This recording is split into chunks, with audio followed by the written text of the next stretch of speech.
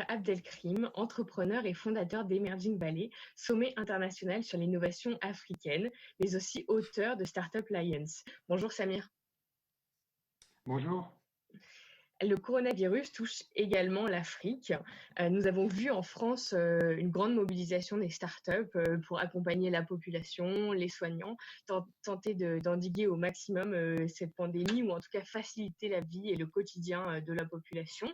Est-ce qu'une telle mobilisation est en train de se mettre en place aussi en Afrique? Et est-ce qu'il y a certains pays plus spécifiquement où cette mobilisation est plus forte? Et si oui, lesquels? Bien, oui, en effet, la société civile africaine, comme vous l'avez dit, est très fortement impactée par cette pandémie qui a à la fois un impact, bien entendu, sanitaire, mais aussi économique et social. Notamment, c'est très difficile de pratiquer du confinement dans des sociétés où le travail informel est vraiment à la base de l'économie.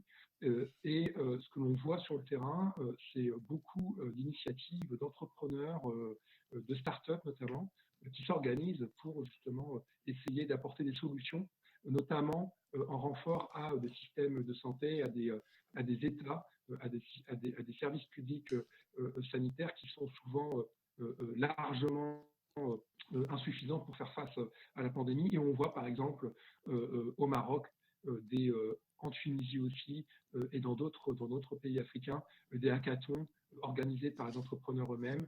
Alors ce sont souvent des hackathons virtuels, confinement oblige, mais c'est justement là la force du digital, c'est parce que il y a ce blocage de l'économie à cause du confinement.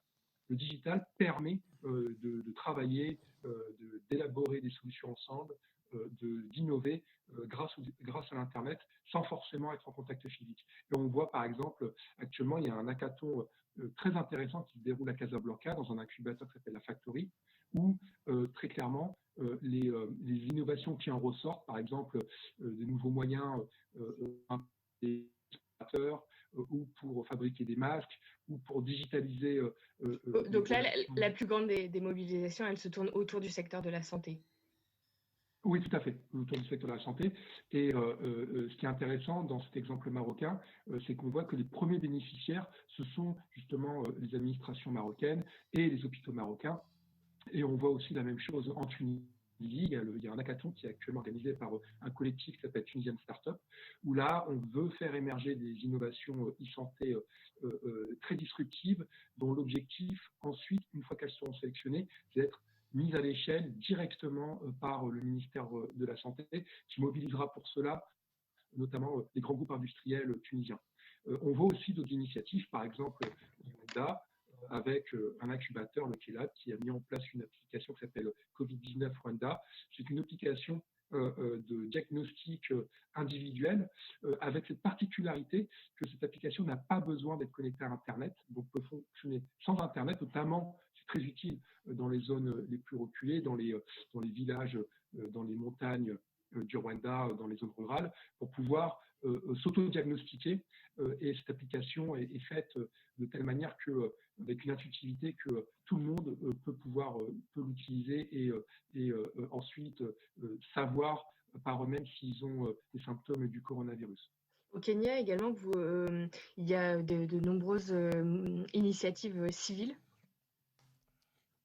Alors au Kenya, ce qui est très intéressant, c'est de voir que effectivement là, la question de l'engagement de la société civile est vraiment très forte à travers une application qui est déjà assez connue, qui s'appelle Ushaidi, qui est une application, ce qu'on appelle de social activisme.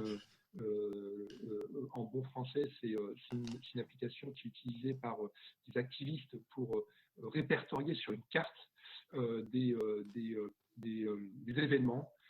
Par exemple, pour faire du suivi pendant une campagne électorale, lorsqu'il y a eu un tremblement de terre à Haïti, cette application a été utilisée pour signaler des survivants par exemple à Port-au-Prince, sur la carte de Port-au-Prince.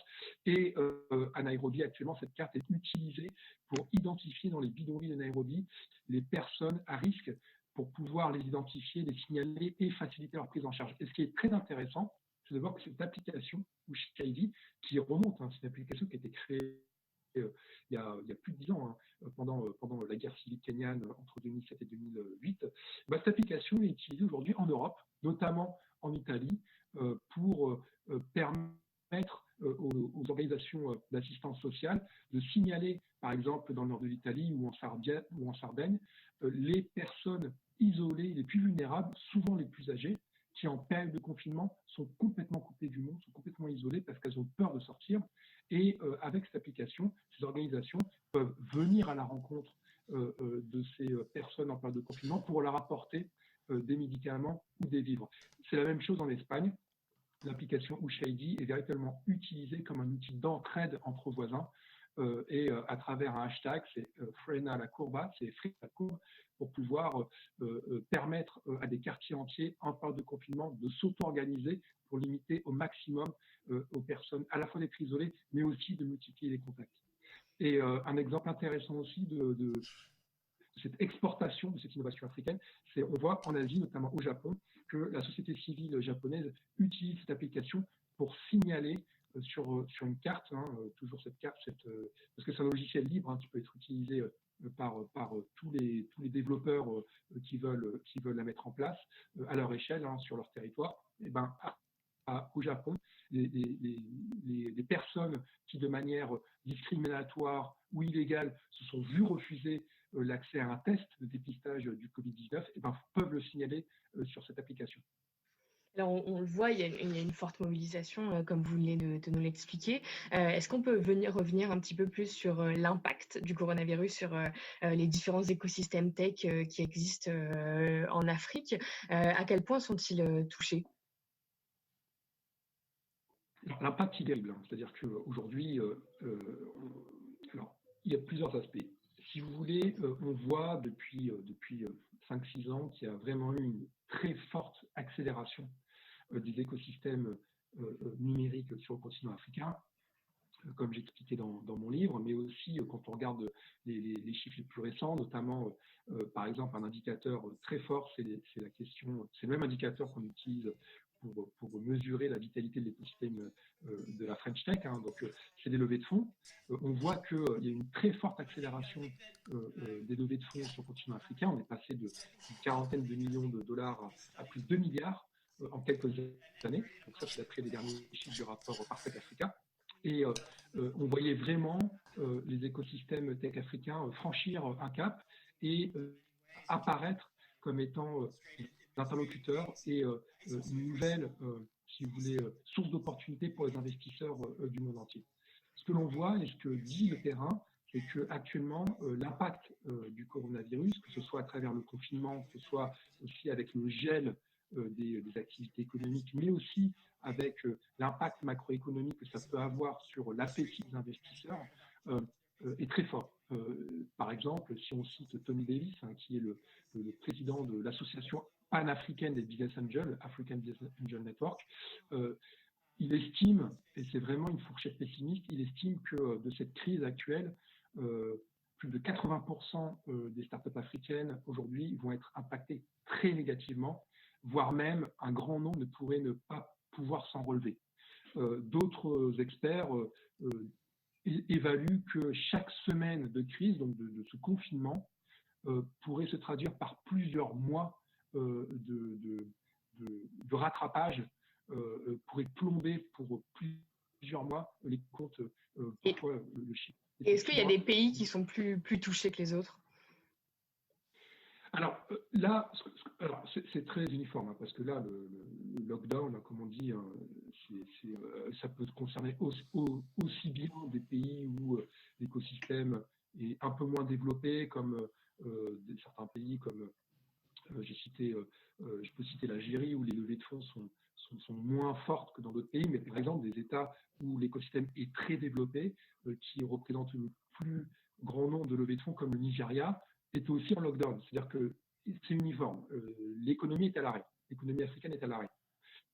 Il y a quand même des prérequis qui font penser qu'il y a une résilience sous-jacente qui fait que le rebond peut être très fort. Par exemple, si on prend le cas du Kenya, ce qui est intéressant, c'est de voir que aujourd'hui, parce que le Kenya était très en avance sur les questions de paiement mobile, ce qu'on appelle le M-Payment, le Mobile Payment, à travers notamment cette application qui est très célèbre, hein, que tout le monde connaît, qui s'appelle M-Pesa, hein, c'est l'application de paiement mobile phare au Kenya. Comme l'usage du paiement mobile était déjà très ancré dans les mentalités, c'est une application qui a fait son go-to-market entre 2005 et 2007, hein, c'est-à-dire qu'il y a un sacré bout de temps, quand on sait que, par exemple, en France, Orange Bank décolle à peine, a du mal à décoller. Au Kenya, l'immense majorité de la population utilise déjà le paiement mobile. Et comme l'OMS a recommandé au maximum de ne pas faire d'échange d'argent physique, donc le Kenya, c'est plus simple pour le Kenya d'utiliser le M-Payment pour basculer directement vers ce qu'on appelle une économie cashless, où le paiement mobile remplace l'argent physique. Et on peut présumer que, par exemple, dans le secteur des fintech, il peut y avoir un rebond très fort. Mais il y a aussi des startups et des secteurs de l'écosystème qui tirent quelque part avantage, entre guillemets, de la crise. Par exemple, dans les EdTech, on voit qu'avec le confinement, avec la fermeture des écoles, beaucoup de start-up dans l'éducation, quelque part, tirent leur épingle du jeu. C'est aussi le cas dans la e-santé, bien entendu. J'ai parlé d'hackathon, mais il y a des start-up e-santé. Par exemple, dans l'espace francophone, une start-up qui s'appelle REMA, qui propose une mutualisation, une intelligence collective des différents praticiens de santé sur une plateforme qui agrège un petit peu les savoirs et qui permet de collaborer de manière dématérialisée, qui se développe très fortement et qui est devenu un vrai centre de ressources pendant cette crise. Et ben, cette start-up est en train de se développer et développe des solutions justement grâce à la crise. On voit que des start-up, par exemple en Afrique du Sud ou au Nigeria, la téléconsultation est devenue aujourd'hui le seul moyen de consultation pour tous les médecins, et des médecins traditionnels qui préféraient les contacts physiques, aujourd'hui sont tous, quasiment en Afrique du Sud, sont tous en train de basculer sur des plateformes de téléconsultation proposées par des startups. Donc, je dirais qu'il va y avoir des conséquences très importantes, et en même temps, quelque part, pour citer par exemple une startup fintech que j'ai interviewée récemment, qui explique que de manière indirecte, bien entendu forcée, le Covid-19 sert quelque part de catalyseur vers une économie africaine encore plus digitalisée et presque cashless, où le cash est en train de disparaître au profit de l'argent numérique. Et quelque part, c'est des usages qui sont en train d'apparaître et qui vont être modifiés, je pense, très durablement. Et est-ce que on perçoit aussi un arrêt total des levées de fonds? Alors, on voit des levées qui se poursuivent. Là, par exemple, j'ai vu une levée conséquente de plusieurs dizaines de millions d'euros qui est intervenue au Nigeria. Je pense que ce sont des levées qui étaient déjà en discussion, des tours de table qui étaient déjà très avancés avant le Covid-19 et qui, quelque part, ont poursuivi un débouché naturel. Mais je pense à la fois que ça va se raréfier très clairement. Je pense aussi que c'est encore un peu tôt. Ce serait bien de se donner encore peut-être rendez-vous dans 2 ou 3 mois pour voir par rapport aux chiffres de l'année dernière à quel point la tendance à la baisse sera forte ou sera limitée. Mais très clairement, oui, je pense que la priorité aujourd'hui des gestionnaires de fonds, des fonds d'investissement, sera d'abord en priorité, bien sûr, déjà d'essayer de limiter la casse en ayant un focus sur les startups déjà investies dans le portefeuille. Donc d'allouer le maximum de ressources pour accompagner ces startups dans lesquelles elles ont déjà pris un ticket avant d'investir. Cependant, si on réécoute Tommy Davis, que j'ai cité, on voit que de plus en plus les levées de fonds vont probablement se poursuivre probablement à une moindre échelle, mais c'est souvent les cercles de confiance qui vont faciliter ces levées de fonds, et des réseaux de business angels, par exemple, peuvent jouer vraiment un rôle d'amortisseur en apportant cette confiance entre les startups et les business angels qui souhaiteraient investir malgré le contexte. Et comment est-ce que les États accompagnent les entreprises? La Banque africaine de développement est-elle suffisamment présente pour les aider? Alors, la Banque africaine de développement vient de lancer un programme de mobilisation pour faire émerger des solutions et pour les financer, les accompagner. C'est le programme contre le virus, contre le coronavirus, HAC. Alors j'ai oublié le nom, mais c'est quelque chose comme HAC versus Virus, à vérifier. Mais ça a été lancé il y a vraiment quelques jours. Ce qui est intéressant c'est de voir qu'on voit, et avec le régalien, s'expérimenter de nouvelles formes pour accompagner justement les sociétés dans cette crise. Par exemple, un serpent de mer, le revenu universel, dont on entend parfois parler en France, mais qui n'est jamais vraiment appliqué ni même expérimenté, et le Togo, par exemple, est en train d'expérimenter à l'aune du coronavirus. Donc c'est le gouvernement, c'est vraiment le gouvernement togolais qui a mis en place ce programme qui s'appelle Novici, ça veut dire solidarité en langue évé, c'est la langue locale vernaculaire du Togo, et qui permet à des artisans, à des travailleurs, à des émigrants, les taximotos, les indépendants. Les indépendants, mais aussi les personnes sans ressources, de manière périodique, un revenu minimal transféré directement sur le téléphone par de l'argent, par du mobile payment. Ça vient de démarrer, ça remonte à quelques jours. Donc là, on peut quand même saluer l'agilité. En quelques jours, un État peut mettre en place ce type de dispositif, alors qu'on en parle depuis 5 ans en Europe, en France, on en parle depuis plusieurs années, c'est jamais vraiment mis en place. Le Togo l'a mis en place face à l'urgence, parce que le Togo considère que, bien entendu, le confinement empêche les populations de sortir travailler, donc l'État va les aider avec ce filet minimal de sécurité sociale et financière à travers ce revenu minimum universel. Et des États, des gouvernements comme par exemple au Sénégal, pour citer cet exemple-là. Donc, on voit que le ministère en charge de l'entrepreneuriat, la délégation à l'entrepreneuriat rapide, là, met en place. Alors, bien entendu, c'est pas comparable avec les dispositifs que peuvent mettre en place des États comme la France. Et c'est vrai que la comparaison, elle est difficile, elle est délicate. Il n'y a pas la BPI avec les moyens financiers que l'on connaît, mais il n'empêche que, par exemple, ce ministère du Sénégal met en place des lignes de crédit, met en place des garanties, est en train de faire de nouveaux moyens de remboursement, d'échelonnement et surtout de prioriser les innovations sénégalaises en les achetant. Par exemple, des espaces de makers qui créent des dispositifs sanitaires, que ce soit des masques, que ce soit des dispositifs pour se laver les mains avec des jerrycans améliorés, comme quelque part où il peut y avoir des lavabos pour tout un quartier, pour se laver les mains et pour pouvoir limiter la propagation. Ce ministère s'est proposé d'acheter, de devenir les premiers clients, ensuite les mettre en service dans les différentes villes et les différents villages. Donc l'État, bien entendu, n'a pas les moyens, mais on peut quand même saluer, comme à travers ces deux exemples, des exemples où le régalien, le gouvernement, essaye de lutter et d'aider l'écosystème à travers ce type de dispositif. Très bien. Merci beaucoup, Samir Abdelkrim. Merci pour votre éclairage. Je rappelle que vous êtes entrepreneur et fondateur d'Emerging Valley, le sommet international sur l'innovation africaine. Vous êtes également auteur de Startup Alliance. Et